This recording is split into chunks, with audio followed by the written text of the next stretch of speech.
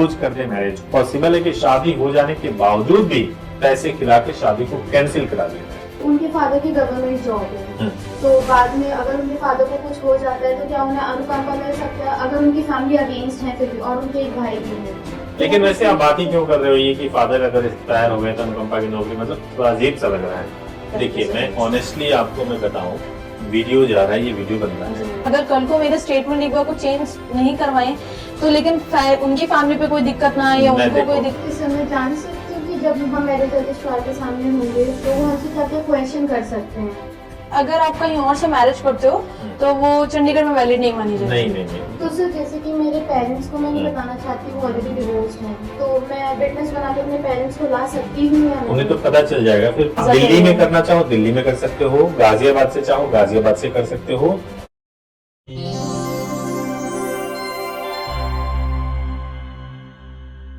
नमस्कार दोस्तों, lead India law associates यानी लीला के इस वीडियो में आपका बहुत बहुत स्वागत है। दोस्तों नवंबर अपडेट में आपका बहुत बहुत स्वागत है। लीड इंडिया लॉ एसोसिएट्स हर महीने कोर्ट मैरिज को लेकर के एक अपडेट आपको हर महीने देता है, महीने की शुरुआत में देता है। इस बार बिल्कुल यूनिक तरीके से हम आपके पास आए हैं और अक्सर हम लोग देखते हैं कि जब कभी भी कोर्ट मैरिज करना होता है तो सारी जिम्मेदारी जो होती है वो लड़कों के ऊपर होती है, यानी मेल पार्टनर के ऊपर होता है। लेकिन हमारे पास कई बार जो लड़कियां होती हैं, जो फीमेल पार्टनर होती हैं, वो भी बहुत इंटरेस्टेड होती हैं मैरिज के लिए, इंक्वायरी भी बहुत करती हैं, कई सवाल पूछती हैं। उनके सवाल थोड़े अलग भी होते हैं।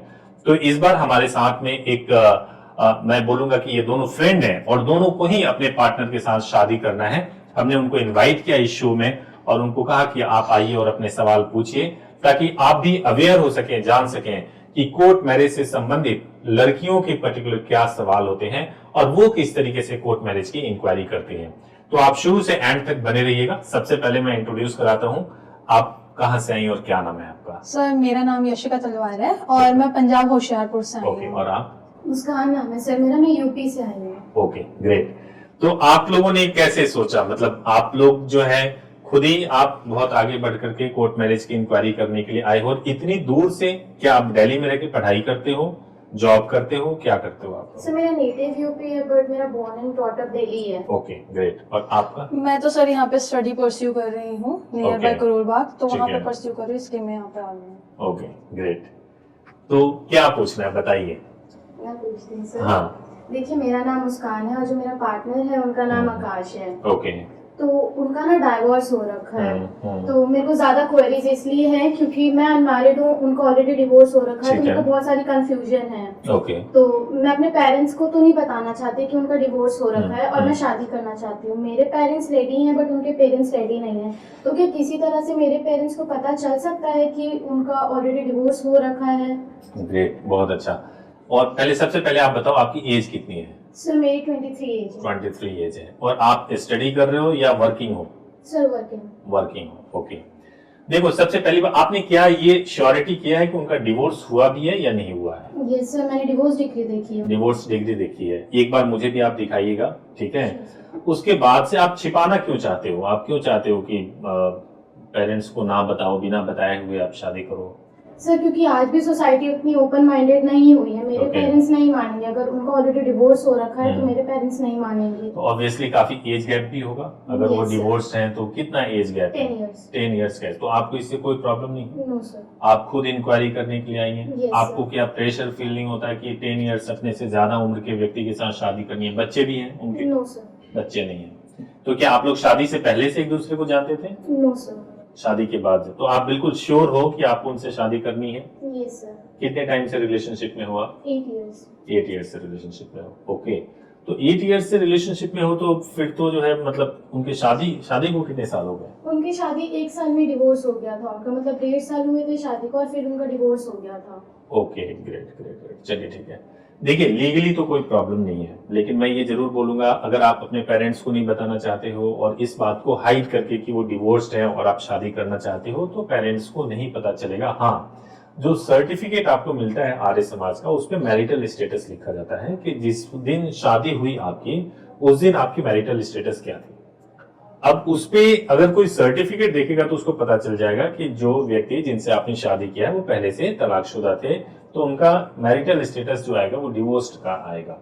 तो पता चल जाएगा। मेरा तो सुझाव आपको ये है कि आप एक बार अपने घर में बताओ और उसके बाद ही मतलब आप शादी करो।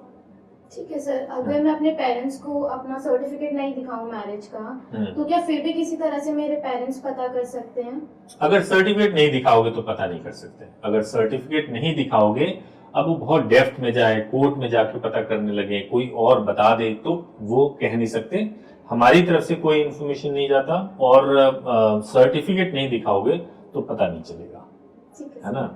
आप बताओ। आप सर मेरा नाम मैं ये चाहता हूँ कि आप जितने भी आपके प्रश्न हैं आप बिल्कुल खुल के और अच्छे तरीके से पूछिए। जैसे मैंने बताया, यशिका नाम है मेरा जी। और मैं होशियारपुर से दरअसल पंजाब से हूँ, और जो मेरे पार्टनर हैं पीयूष, वो भी चंडीगढ़ के ही हैं। ओके। लेकिन हमारा केस ऐसा है कि मैं एक प्योर पंजाबी फैमिली से हूँ और वो हिंदू से आते हैं। तो दरअसल ऐसा है कि हमारे में मैरिज में गुरुद्वारे में लामा होती है और उनमें हिंदू रिचुअल्स के थ्रू होता है। तो अगर हम मैरिज करते हैं हिंदू मैरिज एक्ट के थ्रू, तो क्या मैं भी उसी रिलीजन को फॉलो कर सकती हूँ या फिर हमारा अलग अलग रिलीजन माना जाएगा? देखिए, as per Hindu marriage act, Hindu, Jain और सिख, ये तीनों पे एक ही एक्ट अप्लाई होता है, वो है हिंदू मैरिज एक्ट। और हिंदू मैरिज एक्ट में जो रिचुअल्स डिफाइन किए गए हैं, वो ये डिफाइन किया गया कि आप 7 फेरे अग्नि के समक्ष लो और कोई पंडित जी शादी कराएं, वो एक वैलिड मैरिज माना जाता है। तो आप अगर इस विधि से आर्य समाज में शादी करते हो तो ये पूरी तरह से वैलिड होता है, इसमें कोई प्रॉब्लम नहीं है। और अगर आप सोचते हो कि नहीं मुझे ऐसे शादी नहीं करना है, अपने सिख तरीके से शादी करना है, तो गुरुद्वारे में जाकर के आप शादी कर सकते हो, लेकिन वहां से चूंकि सर्टिफिकेट कोई इशू नहीं हुआ तो रजिस्ट्रेशन में प्रॉब्लम होगा। इसलिए आप पहले आर्य समाज में शादी कर लो, कोर्ट में रजिस्टर्ड कर लो, और अगर मीनवाइल आपको गुरुद्वारे में शादी कर, तो एक उस विधि से भी शादी कर सकते हो, कोई प्रॉब्लम नहीं है। लेकिन आर्य समाज में शादी करोगे, वहां से सर्टिफिकेट इशू होगा, उसके बेसिस पे आपका कोर्ट में मैरिज रजिस्टर्ड हो जाएगा और वो पूरी तरह से वैलिड होगा, कोई प्रॉब्लम नहीं होगा उसमें। मतलब कह सकते हैं कि दोनों सर्टिफिकेट हमें प्रोवाइड होंगे हिंदू मैरिज एक्ट करके। हाँ, आपको आर्य समाज का भी सर्टिफिकेट मिलेगा और कोर्ट से जो सर्टिफिकेट रजिस्टर्ड होगा वो भी मिलेगा आपको, दोनों मिलेगा। जी। बाकी एक क्वेश्चन ये था मेरे पार्टनर के माइंड में ज्यादा, क्योंकि उनकी फैमिली एग्री नहीं है, मेरी भी एग्री नहीं है, बट मेरे चांसेस हैं कि मेरे मान जाएं। ठीक है। अभी कंसर्न उनका ये है कि अगर हम मैरिज स्पॉट पे जाते हैं, वैसे तो हम किसी को इन्फॉर्म करके नहीं आएंगे कि हम मैरिज करने जा रहे हैं। एक बार चांस हम ले लें कि अगर मैरिज टाइम पे वो स्पॉट पे आ जाए उनके पेरेंट्स या मेरे पेरेंट्स, तो उस टाइम जो भी हमारे एडवोकेट हमारे साथ होंगे तो वो हमें उनसे हेल्प दिलवा सकते हैं कि फैमिली मेरी वापस ना लेके जा सके मुझे। ऑफ कोर्स, क्यों नहीं। देखिए, ये पूरा मैरिज अगर आप लीड इंडिया लॉ एसोसिएट्स लीला के माध्यम से करोगे तो हम लोग पूरा ऑर्गेनाइज करते हैं। आपकी आर्य समाज में शादी या कोर्ट में रजिस्ट्रेशन, वो सब कुछ हम ही लोग करते हैं। अगर मैं अवेलेबल नहीं हुआ तो मेरे एसोसिएट्स होते हैं, लेकिन इतना समझिए कि अगर कोई भी सर्विसेज खासतौर से मैरिज से रिलेटेड है तो मेरे नॉलेज में होता है। मैं कोशिश करता हूं कि अगर कोई इश्यूज हो तो आप बात कर सकें। तो जो एसोसिएट्स परफॉर्म कराते हैं वो मैरिज को पूरी तरह से सेफली परफॉर्म कराते हैं, और वो गाइड भी करते हैं कि आफ्टर मैरिज आप अपने पेरेंट्स को कैसे कन्विंस करो, कैसे मनाओ, और कैसे क्या स्टेप लो ताकि आपके पेरेंट्स मान जाए ठीक तरीके से, है ना, और आप हैप्पीली रह भी सके। हाँ जी। तो आप लोगों ने कैसे सोचा कि भाई अब जो है हम ही लोग जाएंगे और हम इंक्वायरी करेंगे, और आपके बॉयफ्रेंड आप लेकर के भी नहीं आए आप उनको, तो ऐसा क्यों, मतलब क्या हुआ? एक्चुअली सर मेरी साइड से डाउट्स ज्यादा थे। मैं अनमैरिड हूँ, उनको तो कोई कंफ्यूजन नहीं है मेरी साइड से, बट उनका डिवोर्स हो रखा है तो मुझे काफी कंफ्यूजन है। दैट्स वंडरफुल, बहुत अच्छा कि आपने खुद से ये इनिशिएटिव लिया और आपने आकर के। और तो क्या आप दोनों आपस में फ्रेंड्स हो कैसे? ओके ओके ओके, दोनों का सेम सिचुएशन है। तो आप अपने पार्टनर को लेकर क्यों नहीं आए? सर वो वर्किंग है, उन्हें ऑफ मिलना बहुत मुश्किल है, और मैं यहाँ स्टडी कर रही थी तो उनको मैंने बोला था कि कन्वीनियंट है तो आप आ जाइए, तो उन्होंने बोला कि आप अपनी तरफ से क्वेरी क्लियर कर लो, अगर तुम्हें क्लियर हो जाती है तो मेरी भी वही होंगी सेम, तो जो भी रहेगा तो फिर उसके बाद हम डिसीजन ले लेंगे। तो अभी आप जाके क्वेरी जो भी है क्लियर कर लीजिए। मैं आपको एक चीज और बताऊं कि ये चूंकि जो वीडियो है आप लोगों ने भी देखा होगा कि हर महीने एक हमारा अपडेट आता है, हर महीने आता है, तो उसमें मैं आपसे रिक्वेस्ट करूंगा कि अगर आप किसी क्वेश्चन का आंसर जानते भी हो ना तो आप वो भी पूछ लो, क्योंकि हो सकता है जो इस वीडियो को देखेंगे उनको उस क्वेश्चन का आंसर ना मालूम हो। तो आप पूरा डिटेल में जो आपको पूछना है आप उसको पूछिए, ताकि हम ठीक तरीके से जो है कन्विंस कर सके आपके माध्यम से। आपने कौन से सिचुएशन को फेस किया, क्यों लीड इंडिया में आप आए, ये भी बहुत इंपॉर्टेंट है, मैं आपसे जानना चाहता हूँ। देख जी बताइए, कोई भी बता सकते हैं। बताओ। सर देखिए, मैं लीड इंडिया की वीडियोस काफी टाइम से देखती आ रही हूँ और अगर मैं उनको दूसरी वीडियो से कंपेयर करूँ तो मुझे आप पे ज्यादा ट्रस्ट है। आपका वे ऑफ टॉकिंग, बिहेवियर और आपकी लॉ फर्म के बारे में मैंने गूगल पे भी पढ़ा है, आपकी वेबसाइट देखी है, यूट्यूब पे आपके इतने सारे सब्सक्राइबर्स है, तो मुझे आप पे ज्यादा ट्रस्ट होता है। तो किसी और के पास जाने से बेटर है कि मैं आपके पास आऊँ और अपने क्वेश्चंस क्लियर करूँ। Thank you so much. तो आपने कहीं और विजिट किया या नहीं किया था? कहीं भी विजिट नहीं किया था। और आप? सर मैंने विजिट किया था, टू बी ऑनेस्ट मैंने विजिट किया था, बट अपने पार्टनर के कहने पे। तो बट वहाँ का जो एटमॉस्फेयर था वो बिल्कुल एक, जहाँ पे क्योंकि देखिए कोर्ट मैरिज करने जा रहे हैं तो ऑब्वियस ही बात है सारी चीजें लीगल तौर पे होनी चाहिए, क्योंकि हमें प्रॉब्लम आएगी तो कल को फिर इस चीज का फायदा नहीं। तो जिस तरीके से उन्होंने हमें ट्रीट किया, बताए सारी चीजें, तो वहाँ पे बहुत सारी चीजें डाउटफुल ऐसी लगी कि नहीं, अगर हम करेंगे तो प्रॉब्लम हमें फिर अकेले सॉल्व करनी पड़ेगी, वो हेल्प नहीं करेंगे। ओके, ऐसा फील हुआ आपको? जी बिल्कुल। ठीक है, ठीक है। और क्या सवाल है आपके? सर मैं पूछती हूँ नेक्स्ट। सर लड़के की फैमिली रेडी नहीं है और मेरी फैमिली रेडी है, तो हम चाहते हैं कि 1-2 साल के बाद मैं अपनी मैरिज डिस्क्लोज करूँ, तो उसके बाद भी क्या उनकी एक्स वाइफ? अच्छा, वैसे मैं पूछूं, बीच में रोक रहा हूँ कि आप वो डिवोर्स्ड हैं और आपसे शादी करते हैं, एग्री क्यों नहीं हो? मतलब लड़के की फैमिली लड़की की फैमिली अग्री नहीं है, उनको एक्चुअली लगता है कि मैं बहुत छोटी हूँ तो मैं उनकी फैमिली में एडजस्ट नहीं कर पाऊंगी। ओके, इसलिए ठीक है। तो उनके पेरेंट्स रेडी नहीं है, तो हम चाहते हैं कि 1-2 साल के बाद डिस्क्लोज करें अपनी मैरिज। तो क्या फिर भी उनकी वाइफ, कोई एक्स वाइफ जो है, वो कोई लीगल एक्शन ले सकती है हमारे? नहीं, वो तो डिवोर्स हो गया, वो शादी समाप्त हो गया। डिवोर्स होने के बाद से वो शादी बिल्कुल समाप्त है, अब वो नहीं है लाइफ में, है ना।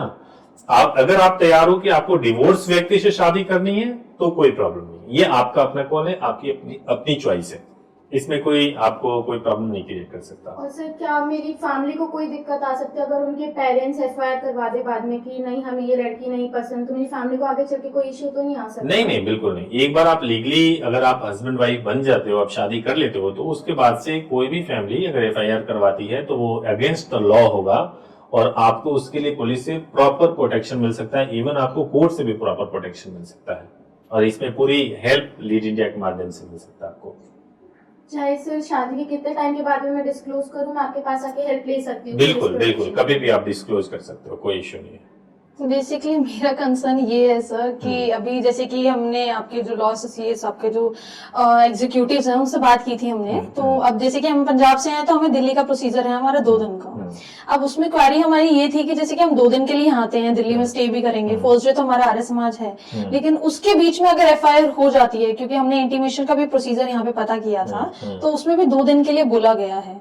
तो अगर उस बीच में इंटीमेशन पहुंचने से पहले ही अगर एफआईआर हो जाती है तो उसके लिए फिर हम क्या करेंगे? देखिए, ऐसा होता है कि जब आप शादी करते हो या घर से मान लो कि कोई भी बालिग व्यक्ति जो एडल्ट है वो घर से बाहर अगर चला जाए, भाग जाए, और उसके बारे में उसके पेरेंट्स को पता ना हो, तो वो ऑब्वियसली पुलिस थाने में जाएंगे, बोलेंगे कि मेरा जो भी XYZ भाई या बच्चा जो है मिल नहीं रहा है। तो पुलिस वाले, अगर कोई एडल्ट घर से गया हुआ हो, वो किडनैपिंग जैसा कोई सिनेरियो है नहीं उसमें, तो यही माना जाता है कि इस एज में लड़का या लड़की गुस्सा करके अपनी फैमिली में चले जाते हैं या अपने बॉयफ्रेंड के साथ में या गर्लफ्रेंड के साथ में भाग के शादी करते हैं।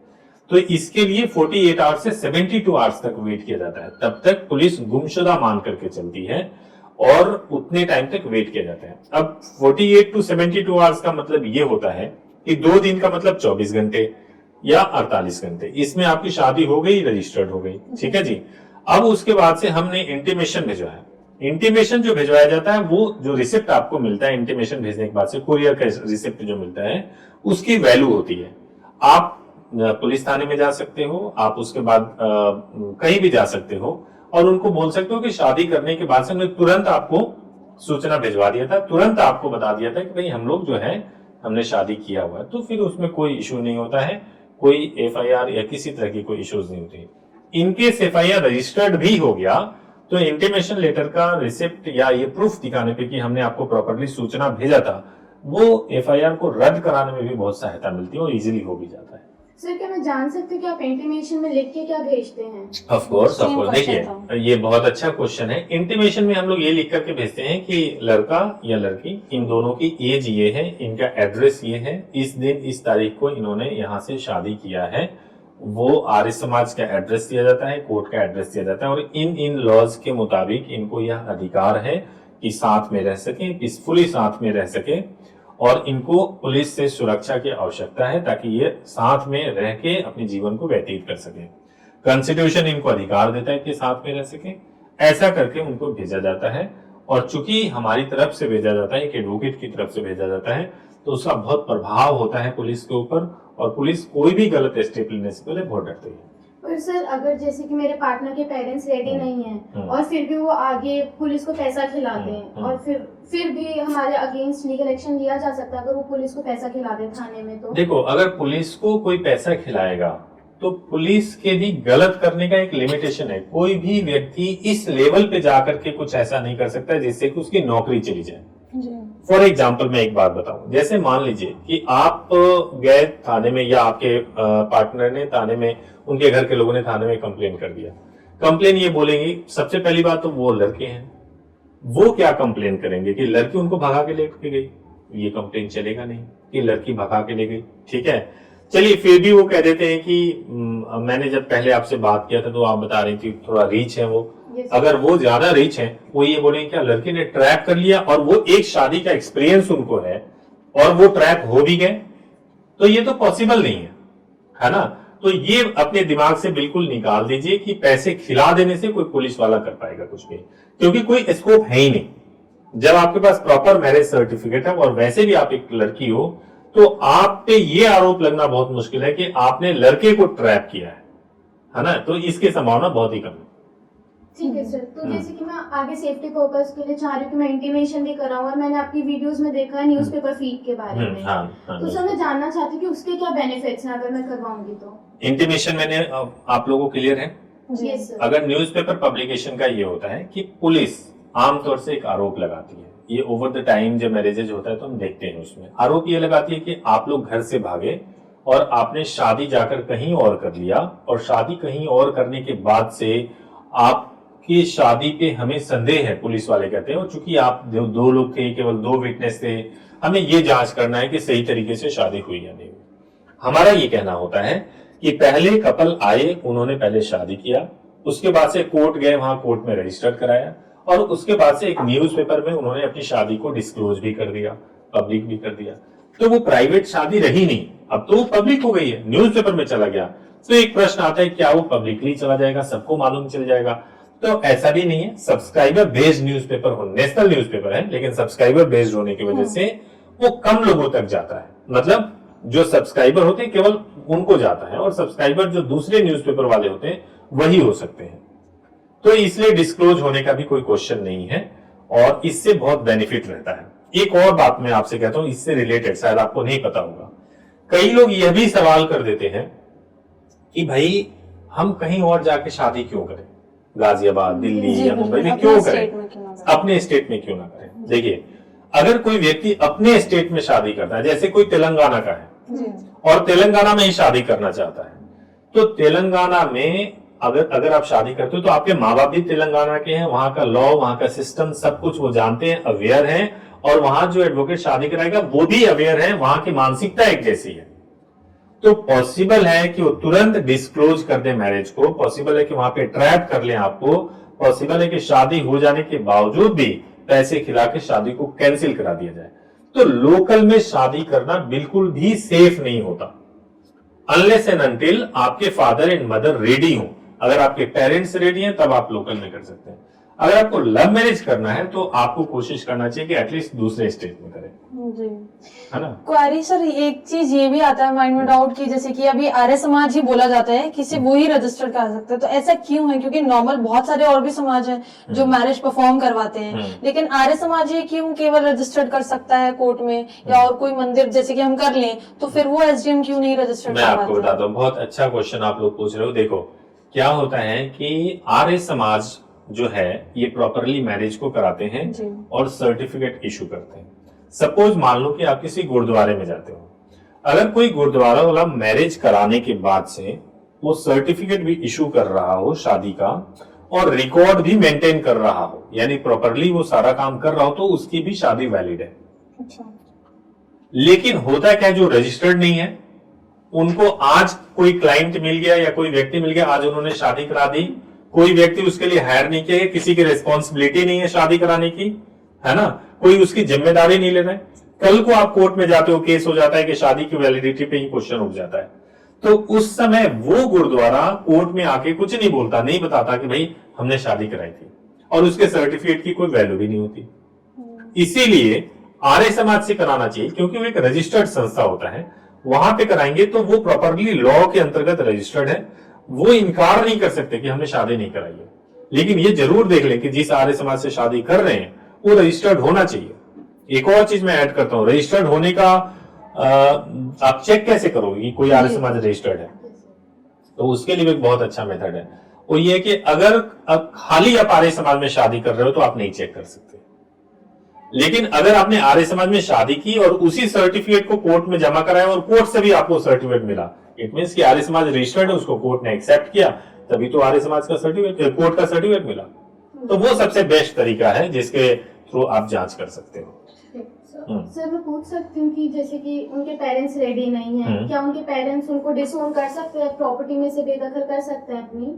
डिसोन कर सकते हैं, बिल्कुल डिसोन कर सकते हैं, लेकिन देखो पेरेंट्स डिसोन कर सकते हैं उनकी अपनी अर्निंग की हुई प्रॉपर्टी में से। जो फादर एंड मदर ने खुद अर्न किया होगा उस प्रॉपर्टी से डिसोन कर सकते हैं। लेकिन अगर पेरेंट्स का इनहेरिटेड प्रॉपर्टी है, उनके दादा दादी से, उनके माँ बाप से इनको मिला हुआ, उसमें से डिसोन नहीं कर सकते, उसमें लड़के का फिर भी हक बनेगा। अगर आपके पार्टनर ने खुद से अर्न किया वो प्रॉपर्टी है, उसमें भी वो कुछ नहीं कर सकते, वो उनका है। जैसे कि उनके फादर की गवर्नमेंट जॉब है, तो बाद में अगर उनके फादर को कुछ हो जाता है तो क्या उन्हें अनुकंपा मिल सकता है अगर उनकी फैमिली अगेंस्ट है फिर भी, और उनके एक भाई भी हैं? आप ये जो पार्टनर है बड़े भाई हैं आप, मतलब दोनों भाइयों में बड़े हैं छोटे हैं? वो तो देखो अनुकंपा की नौकरी जब मिलती है तो सबसे पहला जो अधिकार होता है ना वो मदर को जाता है। मदर ही डिसाइड करती है कि किसको मिलेगा, किस बेटे को मिलेगा, कैसे मिलेगा। ठीक है, तो अगर मान लो कि बेटा जो है अगर बड़े वाले को चाहिए तो बड़े वाले को दे सकते हैं, छोटा वाला एज क्वालिफाई कर रहा होगा तो छोटे वाले को मिल सकता है। बट अगर उनकी मम्मी नहीं चाहेंगी कि उनके छोटे बेटे को मिले और बड़े बेटे को मिले तो लेकिन वैसे आप बात ही क्यों कर रहे हो ये कि फादर अगर एक्सपायर हो गए तो अनुकंपा की नौकरी, मतलब थोड़ा अजीब सा लग रहा है। लेकिन चलो एनीवेज, अगर ऐसा सिचुएशन होता भी है तो सब कुछ मदर के ऊपर डिपेंड करता है। हाँ, मतलब कि उनकी माँ के ऊपर। मेरा सिनारियो सर थोड़ा सा खराब सा है बीच में, क्योंकि इनकी एंगेजमेंट हुई है पहले। ओके। तो इनके पेरेंट्स ने जहाँ पे एंगेजमेंट करवाई थी वहाँ पे कुछ आपसी झगड़े की वजह से इनका एंगेजमेंट ब्रेक होने के लिए बात हो रही है। अभी इनका कंसर्न है कि एंगेजमेंट प्रॉपर तरीके से ब्रेक नहीं हुई है, अभी सिर्फ एंगेजमेंट होके इन्होंने शादी की डेट निकाली है नेक्स्ट ईयर के लिए। तो अभी इनका ये है कि अगर ये मुझसे एंगेजमेंट ब्रेक करके मुझसे मैरिज करते हैं तो उनकी फैमिली किसी तरीके से इन पे कोई झूठा आरोप लगा सके कि आपने एंगेजमेंट क्यों ब्रेक किया है या इस तरीके से। देखिए मैं ऑनेस्टली आपको मैं बताऊं, वीडियो जा रहा है, ये वीडियो बन रहा है, अब आपको एक बात मैं बता रहा हूँ, अगर आप किसी भी लड़के से शादी करते हो या सगाई करते हो, सगाई हालांकि शादी नहीं है, आप उसको तोड़ सकते हैं कानूनी रूप से, कोई समस्या नहीं है ना। लेकिन सगाई को तोड़ा क्यों जाता है, क्यों तोड़ सकते हैं? सगाई को तोड़ने का रीजन ये हो कि भाई आप पूरी तरह से उस शादी को करने के लिए तैयार नहीं है, आपकी मैच ठीक से नहीं बैठ पा रही है जिससे आपकी शादी होने वाली है, आपको लगता है कि शादी सूटेबल नहीं होगा, तभी तो सगाई करते हैं ताकि एक टाइम मिले देखने का कि भाई ये शादी ठीक से चल भी सकती है या नहीं चल सकती है। तो अगर वो सगाई तोड़ देते हैं तो कानूनी रूप से तो कोई समस्या नहीं है, लेकिन सगाई अगर वो किसी और लड़की से शादी करने के लिए तोड़ते हैं तो नैतिक रूप से एक प्रश्न खड़ा होता है कि अगर किसी और से शादी करनी ही थी तो फिर सगाई क्यों किया। अब इसको एड्रेस करने के लिए उनको अपने तरीके देखने होंगे कि भाई उसके पीछे क्या है। लेकिन इनका कंसर्न तो ये था कि उनकी किसी आपसी बात की वजह से उन्होंने उनके पेरेंट्स को बहुत ज्यादा डिसरिस्पेक्ट किया, जो इनको ये बात बिल्कुल अच्छी नहीं लगी। तो उन्होंने बोला कि अगर मेरे पेरेंट्स को किया है, अभी मैरिज से पहले जब किया है तो मैरिज के बाद कितना इश्यू कर सकते हैं घर में आने के बाद। तो ये ग्राउंड है, आप बिल्कुल तोड़े, उसमें तो कोई दिक्कत नहीं, तोड़ के आप कर सकते हो शादी। और अगर मैरिज हो जाए, मैरिज से पहले हम तो यहाँ से आ जाएंगे वहां से निकल के पंजाब से। इनका ये है कि अगर ठीक है कंप्लेंट तो आपने जैसे अभी बताया कि नहीं हो सकती है, तो बीच में थाना तो नहीं आएगा किसी भी तरीके से। अगर फैमिली आपस में लड़ाई झगड़ा करे वहाँ पे, क्योंकि बहुत नियर है होगा, अगर फैमिली अगर आपस में लड़ाई झगड़ा करेंगे तो जैसे नॉर्मल आईपीसी सेक्शन के तहत अगर कोई मार पिटाई करता है या कुछ भी अगर ऐसा होता है तो मतलब एक्शन लिया जा सकता है। एक्शन लिया जा सकता है, बिल्कुल लिया जा सकता है। जो लॉ को अपने हाथ में लेगा उसके खिलाफ एक्शन लिया जाएगा। तो अगर जैसे ये भी था कि अब इंटीमेशन भिजवाया जाएगा, हाँ। मैंने जिस तरीके से बात की है तो इंटीमेशन भिजवाया जाएगा, तो इंटीमेशन में जो डिटेल्स होती हैं वो बेसिकली मेरे लिए बताई गई थी कि हमारे थाने और एसपी ऑफिस में जाएगी। हाँ। तो उसमें लड़के की भी कोई डिटेल्स, उनका एड्रेस वगैरह मेंशन होता है? अगर आप बोलोगे, हाँ, उनका एड्रेस तो मेंशन होगा, हाँ, ठीक है। उनका एड्रेस बिल्कुल मेंशन होगा, लेकिन जिस एड्रेस पे आप बोलोगे वहीं पे जाएगा। जिस एड्रेस पे बोलोगे ना कि इस एड्रेस पे जाना, वहीं पे जाएगा। तो सर जैसे कि मेरे पेरेंट्स को मैं नहीं बताना चाहती, वो ऑलरेडी डिवोर्स्ड हैं, तो मैं विटनेस बना के अपने पेरेंट्स को ला सकती हूँ या नहीं? उन्हें तो पता चल जाएगा, फिर अपने पेरेंट्स को लाओ, डॉक्यूमेंट पे साइन करेंगे जी सर। तो उन्हें पता चलेगा कि जो जिनसे शादी हो रही है उनका स्टेटस अभी डिवोर्स का है। तो अगर मैं विटनेस अपने फ्रेंड्स को या उनके फ्रेंड्स किसी को भी ला सकते हो, लाऊंगी, हाँ। तो उनको आगे चल के कोई दिक्कत तो नहीं आएगी? नहीं, विटनेस को कोई दिक्कत नहीं आएगी। देखो, विटनेस कभी भी उनको बनना चाहिए जो बिल्कुल तैयार हो विटनेस बनने के लिए, 1 एंड 2 ये है कि विटनेस का रोल ये होता है कि एक बार आपने शादी में विटनेस बन गए तो कभी भी आपको पुलिस बुलाए अगर या कोर्ट आपको बुलाए तो आपको जाके बोलना है कि हाँ जी, मेरे सामने शादी हुई है और मैंने देखा है शादी को। विटनेस का भी जो एड्रेस होता है वो सर्टिफिकेट के ऊपर आता है, नाम और एड्रेस जो भी उनका होता है, तो उन तक कोई भी पहुंच सकता है सर्टिफिकेट देख करके। तो उनके घर पे अगर कोई पहुंचता है तो उनको तैयार होना चाहिए कि मैंने अगर विटनेस में बना हूं तो मेरे पास कोई आ सकता है, कोई पूछताछ हो सकती है। अगर इसके लिए तैयार है तभी विटनेस बने तो बट बेटर उनके होगा। खिलाफ कोई कानूनी कार्यवाही नहीं होगी, कोई कानूनी रूप से उनको कोई परेशान नहीं कर सकता। ठीक है सर। वैसे तो यही क्वेश्चंस थे, अब बस यही है उनको डाउट कि अगर वैसे तो मैं अपने मेरे को जितनी शॉर्ट है मैं स्टेटमेंट नहीं चेंज करने वाली, लेकिन आपको पता है कि पेरेंट्स किस तरीके से फोर्स कर सकते हैं कि सुसाइड कर लेंगे, हम ये कर लेंगे, प्लीज वापस मैरिज से वापस हो जाए। तो डाउट यही है मेरे पार्टनर के माइंड में कि अगर कल को मेरे स्टेटमेंट एक बार को चेंज नहीं करवाएं तो लेकिन उनकी फैमिली पे कोई दिक्कत ना आए या उनको कोई दिक्कत अगर ना आए। आप अपना स्टेटमेंट चेंज करोगे बिना तो समझो कि आप अपने लाइफ से खेलोगे। उसकी वजह क्या है मैं बताता हूँ। आपने शादी कर लिया, शादी करने के बाद से आप बोलोगे क्या कि आपके पार्टनर ने आपको कुछ ऐसा नशीला सा कुछ खिला दिया पिला दिया जिससे आप अनकॉन्शियस हो गए और फिर उसके बाद से पता नहीं कहाँ साइन करवा लिया। लेकिन ये चलेगा नहीं। आपने कितनी जगह साइन किया होगा, आर्य समाज में साइन किया होगा, आर्य समाज में भी एफिडेविट बनता है आपके स्टेटमेंट का, उस पे साइन किया होगा, कोर्ट में भी एफिडेविट बनता है, कोर्ट में भी सारे डॉक्यूमेंट्स पे साइन करने होते हैं, थंब के निशान लगते हैं, बायोमेट्रिक हो सकता है या फोटो खींचा जा सकता है। इतने सारे प्रोसेस से आप गुजरते हो कि ये बोल नहीं सकते कि अनकॉन्शियस माइंड में आपने सारा कुछ किया है, नंबर 1 बात। और बाद में अगर फिर भी मुकर जाओगे तो शादी तो टूटेगी नहीं, शादी तो फिर भी शादी वैलिड है। आप कहीं और शादी कर नहीं सकते, कहीं और शादी अगर पेरेंट्स ने करा दिया तो वो शादी इनवैलिड होगी, आपका रिलेशन अवैध होगा वहां पे उस व्यक्ति के साथ में। आपके बच्चे हो जाए, कुछ भी हो जाए, लेकिन आपको कोई एज ए वाइफ स्टेटस नहीं मिलेगा। तो इसलिए आप पहले ही फॉर्म्ड रहो कि अगर आपको शादी करनी है तो आपका स्टेटमेंट बिल्कुल फॉर्म्ड होना चाहिए, बिल्कुल ऐसा होना चाहिए कि जो बाद में ना चेंज हो।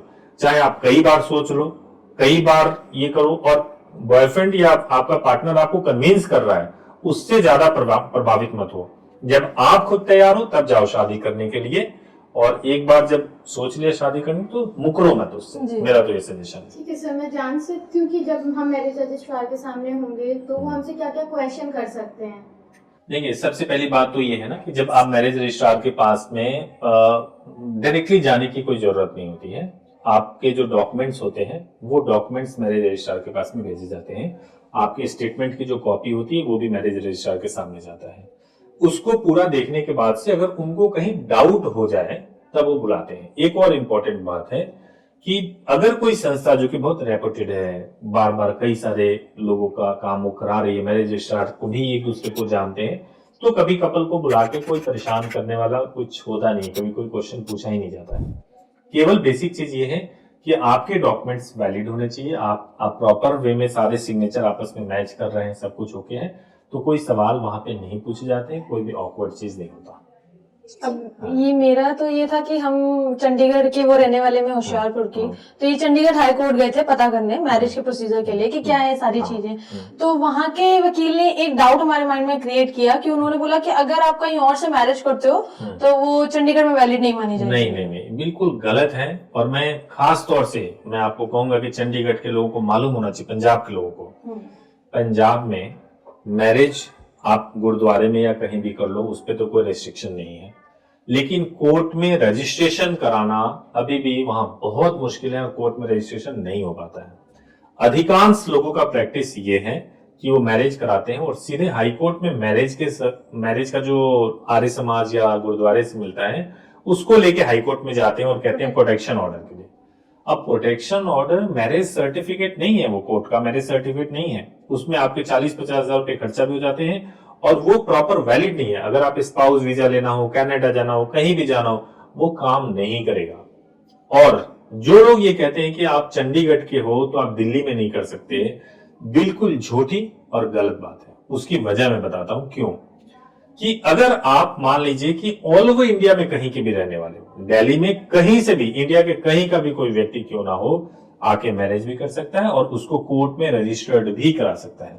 इसका जुरिडिक्शन 3 बातों पर निर्धारित किया जाता है कि जहां पे लड़का रहता है वहां पे शादी हो सकती है, रजिस्ट्रेशन हो सकता है। जहां लड़की रहती है वहां पे शादी हो सकता है, रजिस्ट्रेशन हो सकता है। या जहां शादी हुई हो वहां पर रजिस्ट्रेशन हो सकता है। क्योंकि कपल दिल्ली आए, उन्होंने शादी दिल्ली में किया है, इसीलिए वो रजिस्ट्रेशन भी दिल्ली में कर सकते हैं, इससे जुरिडिक्शन बनता है। तो मतलब जैसे कि हम दिल्ली से अगर मैरिज परफॉर्म कर रहे हैं या फिर आपकी जैसे ब्रांच आप मुंबई में भी प्रोसीजर करवाते हैं, तो मतलब अगर दोनों जगह से कहीं पे भी हो तो वहाँ के certificate all over the world wide valid रहेंगे। अगर हमें आउट ऑफ इंडिया जाना हो, बिल्कुल आप दिल्ली में करना चाहो दिल्ली में कर सकते हो, गाजियाबाद से चाहो गाजियाबाद से कर सकते हो। मुंबई में बेसिकली जो होता है वहां बीएमसी, कोर्ट की जगह बीएमसी करती है इशू, तो वहां का भी certificate all over India valid होता है। लेकिन वहां से सर्टिफिकेट मिलने में 15-20 दिन का, मतलब कम से कम 10 दिन से ज्यादा टाइम लग जाता है। हालांकि memorandum of marriage same day में मिल जाता है, मैरिज सेम डे में हो जाता है। लेकिन वहां प्रीफर करेंगे कि जो लोग महाराष्ट्र के रहने वाले हों या साउथ इंडिया के हों, जिनके लिए नजदीक पड़े, वो तो मुंबई जाए। लेकिन जो चंडीगढ़ या पंजाब के लिए के हैं, उनके लिए दिल्ली या गाजियाबाद सबसे बेस्ट है। लेकिन अगर कुछ कंसर्न होता भी है कि ठीक है हम मुंबई से एक बार को सोच तो लेते कर सकते हैं, कोई दिक्कत नहीं है। तो जो आपने कहा बीएमसी से जो मेमोरेंडम मिलता है, हाँ। तो उसकी तब तक वो मान्यता रहती है जब तक सर्टिफिकेट मेमोरेंडम ऑफ मैरिज जो मिलता है वो एक तरीके से प्रोविजनल सर्टिफिकेट होता है और वो पूरी तरह से मान्य होता है। ठीक है सर, तो जैसे मैं शादी करना चाहूँ तो शादी के एक दिन पहले आके बुकिंग करवा लूँ तो मैं नेक्स्ट डे शादी के लिए आ सकती हूँ? नहीं, कोशिश ये करना चाहिए कि शादी आप 1 हफ्ते पहले बुकिंग कराओ। और एक और बात है, अगर डेट आपका फिक्स नहीं है कि किस दिन आपको शादी करनी है, तो आप बुकिंग करा सकते हो। और कभी भी शादी के लिए आपको आना है तो 1-2 दिन पहले मेरा पर्सनल नंबर आपको बुकिंग के टाइम पे ही मिल जाता है। उसके बाद से मेरे पर्सनल नंबर पे कॉल करके आप आ सकते हो। डेट आप चेंज करा सकते हो। बुकिंग कराने का मतलब डेट फिक्स कराना नहीं, बुकिंग कराने का मतलब ये हुआ कि आपने ये तय करा लिया, ये फिक्स करा लिया कि आपकी शादी लीला के पास में होनी है और उसके लिए हमने अपना डॉक्यूमेंट तैयार कर लिया, जो हमें तैयार करना होता है आपके पार्ट पे, वो हम कर लेते हैं। तो जैसे कि हम जो पेमेंट आपको करेंगे मैरिज के लिए, तो एक जैसे कि बताया गया था हमें आपकी वेबसाइट के लिए, तो अगर हम वहाँ उससे जुड़ जाते हैं, साइन अप कर लेते तो कुछ शो होगा हमें या अगर सिर्फ कोई भी 1 रुपये का भी अगर आप हमें पेमेंट कर रहे हो तो वो उसका एक्नॉलेजमेंट आपको मिलता है। कैसे? आप हमारी वेबसाइट है, जो भी बुकिंग होती है वो हमारी वेबसाइट के थ्रू होती है। आपका उस पर पर्सनल एक अकाउंट बन जाएगा। उस अकाउंट में आप जो भी पेमेंट करते हैं वो देख सकते हैं कि आपने किस मोड में हमें पेमेंट किया है। इतना ही नहीं, अभी आपके केस पे, यानी अभी आपने बुकिंग कराया उसके बाद से आपके मैरिज पे क्या काम हो रहा है वो भी आप चेक कर सकते हैं। अगर मैरिज चालू हो गया तो कब तक कंप्लीट हो सकता है, सब कुछ आप ट्रैक कर सकते हैं। और इन फ्यूचर आज से 5 साल 10 साल कभी भी आपके पास यूजर आईडी पासवर्ड होगा, आप चेक कर सकते हैं। और वो सबसे बड़ा प्रूफ भी रहेगा आपको कि आपने मैरिज किया है और उसका रिकॉर्ड लीला के वेबसाइट। तो वैसे हम बुकिंग तो करा लेंगे, बट लेकिन कंसर्न ये है कि अगर हम उस डेट पे नहीं आ पाए तो फिर बुकिंग मैंने का क्या बताया होगा? कि डेट में कोई इश्यूज नहीं है। बुकिंग कराने का मतलब ये होता है कि आपने बुकिंग करा लिया, ठीक है। अब आप किसी भी, हमें बुकिंग के बाद से क्या होता है, हमें कुछ पेपर्स तैयार करने होते हैं आपके भी हाथ में। मान लो हमने पेपर आज तैयार कर लिया, अब आपको कल आना है, पेपर हमने आज तैयार कर लिया। अब कल नहीं आओगे, आप 10 दिन के बाद आओगे, पेपर्स तो वही काम आएंगे ना 10 दिन के बाद भी, तो कोई इश्यू नहीं है। आप डेट बाद में भी चेंज करा सकते हो, बुकिंग के बाद भी कोई इश्यू नहीं। ठीक है सर, जैसे कि हम पहले प्लान कर रहे थे कि दिल्ली में शादी करेंगे, बट मुझे मेरे पार्टनर ने बताया कि उनका फैमिली बैकग्राउंड लॉयर्स का है, तो मैं दिल्ली में शादी करूंगी तो मे भी खतरा है, तो मैं चाह रही हूँ कि मैं मुंबई से शादी करूँ। तो आप बताइए मुझे दिल्ली में करना सही देखो, रहेगा? वैसे तो दिल्ली बहुत ही बड़ा है, कई सारे कोर्ट्स हैं। लॉयर्स होने का मतलब ये नहीं है कि कोई भी कहीं भी राह चलते मिल जाए, ठीक है। तो अगर आपको एड्रेस बुकिंग के बाद से हम बताएंगे आपको, अगर आपको लगता हो कि खतरा है और आप मुंबई से करना चाहते हो तो कर सकते हो, कोई दिक्कत नहीं। आपकी चॉइस है कि आप कहाँ से करना चाहते हो, कोई समस्या नहीं है। अभी इन्होंने जैसे कि मुझे बताया कि अभी जैसे कि हमें 2 दिन का टाइम अगर नहीं भी मिल पाता तो हमने सोचा कि ठीक है जैसे गाजियाबाद में 1 डे के लिए होता है, लेकिन हमें ये समझ नहीं आया कि डिफरेंस है तो है क्या, वहाँ 2 दिन है यहाँ 1 दिन है। तो दिल्ली में रूल ये है जी। कि आपको मैरिज रजिस्ट्रेशन से पहले 1 दिन पहले आपकी शादी हुई होनी चाहिए, समझ गए? जी। तो 1 दिन पहले तो शादी होनी चाहिए, मिनिमम क्राइटेरिया है। तो अगर आज शादी हुई तो रजिस्ट्रेशन हम कल ही करा सकते हैं, जबकि गाजियाबाद में ऐसा कोई रूल नहीं है। तो अगर आज शादी कराइए तो आज ही रजिस्टर्ड करा सकते हैं। ये 2 अलग अलग स्टेट हो गए। गाजियाबाद यानी उत्तर प्रदेश के अंतर्गत आता है और दिल्ली देश की राजधानी है, तो इस वजह से फर्क है। लेकिन मान्यता सेम है, दोनों की मान्यता value सेम है, बिल्कुल वैल्यू सेम है। गाजियाबाद भी दिल्ली एनसीआर का ही पार्ट है, स्टेट भले अलग हो जाता है लेकिन है दिल्ली एनसीआर का ही पार्ट। सर अगर मैं मुंबई से शादी करती हूँ और मुंबई से शादी करने के बाद हम वापस यहाँ आ जाते हैं या कहीं और चले जाते हैं, तो जो रजिस्टर्ड ऑनलाइन वेबसाइट पे हमारा सर्टिफिकेट शो करेगा, हाँ। क्या हम वहाँ से ही डाउनलोड करके डाउनलोड कर सकते हो, हमारे थ्रू कुरियर भी आपको मिल जाएगा, कुरियर आपको भेज देंगे। डाउनलोड भी कर सकते हो, कहीं भी उसको यूज कर सकते हो, कोई दिक्कत नहीं है उसमें। तो ऐसा तो नहीं ना कि सिर्फ एक ही बार उसे ऑनलाइन चेक कर सकते हैं, अगर अगेन चेक करना कभी भी चेक कर सकते हो। ऐसा क्यों होगा? जो चीज ऑनलाइन अवेलेबल है आप उसको कभी भी चेक कर सकते हो, कोई दिक्कत नहीं, नहीं। क्योंकि कुछ क्वेरीज ऐसे होते हैं ना कि एक बार क्या पता हमने चेक कर लिया उसके बाद शो ना हो, ऐसा कुछ नहीं। ऐसा देखो, मुंबई के सर्टिफिकेट में ऐसा होता है कि डाउनलोड करने का सिस्टम होता है। अगर आपने एक बार डाउनलोड कर लिया तो दोबारा डाउनलोड नहीं कर सकते हैं, ठीक है? लेकिन आपका डिटेल फिर भी उस वेबसाइट पे अपडेटेड रहता है, अवेलेबल रहता है। ठीक है सर, बस क्वेश्चंस तो यही थे। बस अब ये है कि बुकिंग करके मैरिज करना है। चलिए, आप लोगों को यहाँ आके कैसा लगा ये बताइए। काफी अच्छा लगा काफी सर, आपने अच्छा। काफी डिटेल में बताया। क्वेरीज ऑलमोस्ट सारी सॉल्व हो गई हैं, कोई क्वेरी माइंड में नहीं है। कोई अब कंफ्यूजन? बस ये है कि बुकिंग कराओ मैरिज कर लो। चलिए, थैंक यू सो मच, आप लोग आए यहाँ Thank पे you so और much. वीडियो बनाने के लिए कंसेंट दिया, जी, इसके लिए बिल्कुल। दिल से thank you so much. Thank you so much. Thank you so much.